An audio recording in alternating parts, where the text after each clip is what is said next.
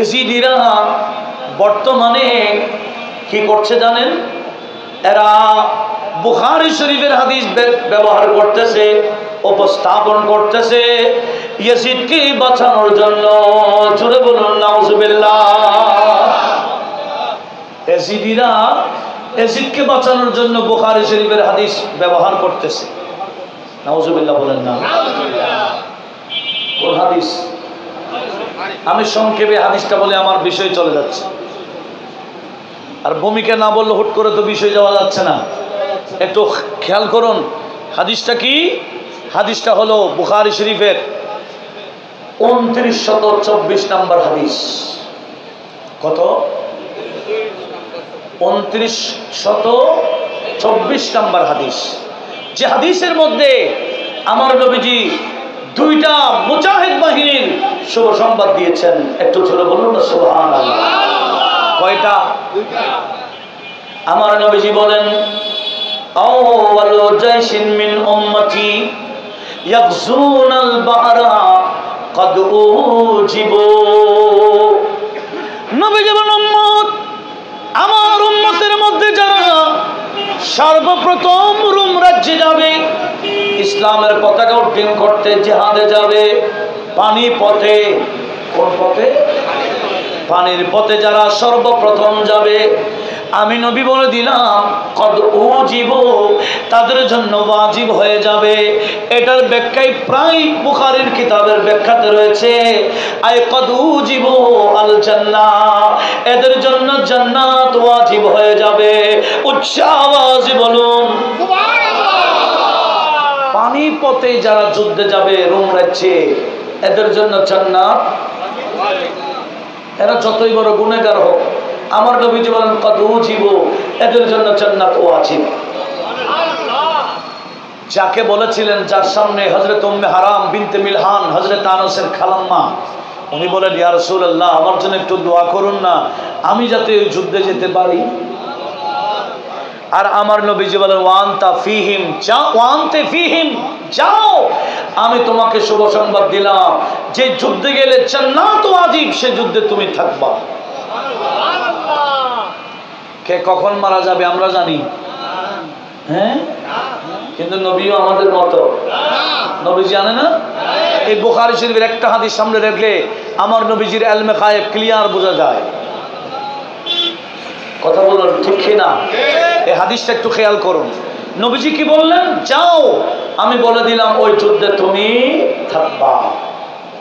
আবার নবীজি পরপরই উম্মে হারামকে শোনাই দিলেন, এই উম্মে হারাম, আজকে ঘুমের মধ্যে আমি যে স্বপ্ন দেখলাম, দুইটা কাফেলা দেখলাম, আমার উম্মত রোম রাজ্যে গিয়ে ইসলামের পতাকা উড্ডীন করছে। ওই দুই কাফেলার শুভ সংবাদ আমি দিয়ে দিলাম। একটা হলো সমুদ্রের পথে যারা যাবে, এদের জন্য জান্নাত ওয়াজিব। আরেকটা দলের কথা বলে দিচ্ছি, আউয়ালু জাইশিন মিন উম্মতি ইয়াগজুনা মদিনাতা কায়সারা মাগফুরুন লাহুম। আমার নবীজি বলেন সর্বপ্রথম কায়সার শহরে, কুস্তুনতুনিয়া শহরে সর্বপ্রথম জিহাদে যারা যাবে, আমি বলে দিলাম তারা যতই বড় পাপিষ্ঠ হোক, তাদের জীবনের গুনাহ মাফ হয়ে যাবে। জুড়ে বলুন সুবহানাল্লাহ। কায়সার শহরের প্রথম যুদ্ধে যারা যাবে, এদের জীবনের গুনাহ কি? পানিপথে যারা যাবে, একটু খেয়াল করেন, পানিপথে যারা যাবে জান্নাত ওয়াজিব। কি বললাম? সর্বপ্রথম কোন যুদ্ধে যাবে?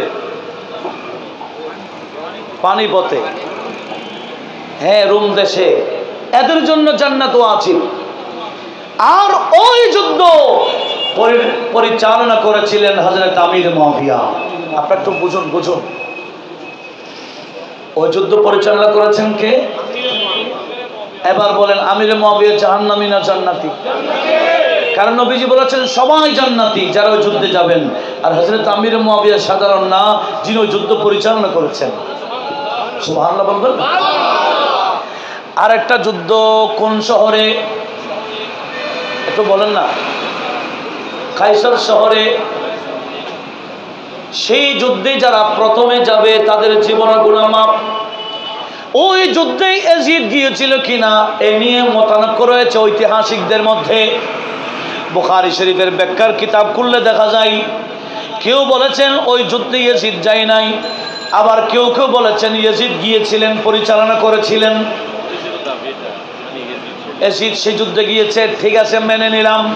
আপনার হাদিসটা শুনুন, এই হাদিসটাকে কেন্দ্র করে ইয়াজিদের সাফাই গাওয়ার চেষ্টা চালায় বর্তমান ইয়াজিদিরা। কারা? ইয়াজিদিরা। সেজন্য আমি আগে হাদিসটা ক্লিয়ার করতে চাই, লক্ষ্য করুন। সেটা কি? ইয়াজিদ নাকি সেই যুদ্ধে গিয়েছিলেন। আচ্ছা বললাম ইয়াজিদ সে যুদ্ধে গিয়েছে, ইয়াজিদের জীবনগুলো মাফ হয়ে গেছে। এই যুদ্ধটা হয়েছিল 51-52 হিজরিতে। কত? আপনারা শিক্ষিত সমাজ বোঝার চেষ্টা করুন। কত? আর ময়দানে কারবালার যুদ্ধ হয়েছিল কত হিজরি? 61-তে, 9-10 বছর পরে। আচ্ছা এখনো অনেক হাজির আসতেছে না? একটু বলেন না। আমাদের দেশে অনেক হাজি বর্তমান হজ করে আসতেছে কিনা? হাজির আসলে কিরকম আসে? আমার নবী বলেন রাজা আকা ইয়াউমিন ওয়ালাদাতহু উম্মুহু, হাজিরা ঘরে ফেরার সময় কিরকম জানেন? এমন নিষ্পাপ হয়ে যায়, মায়ের গর্ভ থেকে যেদিন আসছিল নিষ্পাপ হিসেবে, হাজিরা হজ করে আসলে সেভাবে নিষ্পাপ হয়ে যায়। একটু জোরে বলুন। আপনারা আমাকে বলেন, একজন হাজি হজ করে আসছে, তার গুনাহ আছে না মাফ? তার জীবনের গুনাহ কি? হাজি সাহেব যদি হজ করে আসার পরে 1 সপ্তাহ পরে যদি অন্য কোনো বান্দাকে মেরে ফেলে, জীবনের গুনাহ মাফ? একটু বোঝার চেষ্টা করেন না। হজ করে আসছে, জীবনের গুনাহ মাফ তো। হজ করে আসার 1 সপ্তাহ পরে আরেকজনকে খুন করে ফেললো, এ বান্দা কি হাজি না খুনি? কোনটা ধরবেন? আগেরটা ধরবেন না পরেরটা ধরবেন? আর আমার নবী বলেন ইন্নামাল আমাল বিল খাওয়াতিম, কাজ আমল প্রযোজ্য হবে, ধার্তব্য হবে পরেরটা, আগেরটা নয়। ধরে নিলাম ইয়াজিদ কুস্তান্তনিয়াতে গিয়েছিল, কায়সার শহরে গিয়েছিল, যার কারণে তার জীবনের গুনাহ মাফ হয়েছিল। কিন্তু 8-9-10 বছর পরে ময়দানে কারবালায় আওলাদ রাসূলকে এভাবে নির্মমভাবে হত্যা করেছিল কারা? ইয়াজিদিরা। কার নির্দেশে? ইয়াজিদের বলেন না, কার? তাহলে ইয়াজিদ কি খুনি না? তাহলে এবার বলেন জীবনগুলো মাফ হয়ে গেছে না খুনি? আমাদের দেশে আগের কথা বলে না ইয়াজিদকে খারাপ বলা যাবে না, তার জীবনগুলো মাফ। তো আপনারা বলবেন অনেকে বার খারাপ বলি না, খুন করছে আর কি, উনি তো হাজি সাহেব, এরকম বলা যাবে? আরে ভাই, পরেরটাই গ্রহণযোগ্য। ইয়াজিদের পরেরটাই গ্রহণযোগ্য হবে। সে বড় মারদুদ মালউন, সে শুধু খানে ইমামে আলী মাকামকে কি করেছে? শহীদ করেছে। ওনার আওলাদ, ওনার মুহিবকে শহীদ করেছে, তাই না? মক্কা মুআজ্জামার, মদিনা তৈয়বার এমনভাবে মুসলমানদেরকে শহীদ করে দিয়েছেন, নাপাক করে দিয়েছিল। মক্কা শরীফ, মদিনা শরীফের মসজিদগুলোকে আওয়াজ দিয়ে বলুন না নাউজুবিল্লাহ। কারা? ইয়াজিদিরা বলেন না, কারা? সেজন্য আমি অনুরোধ জানাচ্ছি একটু ভালো করে শুনুন।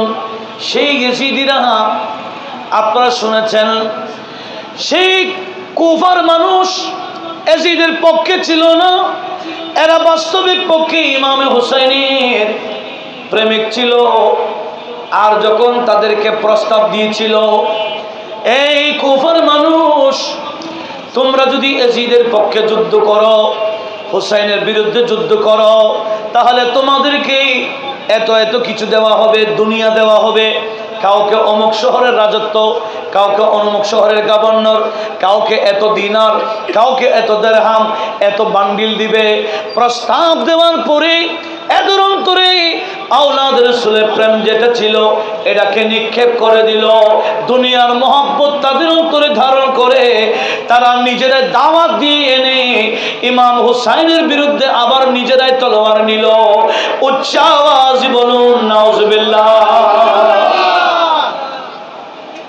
এই ইয়াজিদি, এ কুফারা কত বড় গাদ্দার দেখেন, তারা নিজেরাই দাওয়াত দিয়ে নিয়ে এনে নিজেরাই ইমাম হোসেনের বিরুদ্ধে কি ধরেছিল।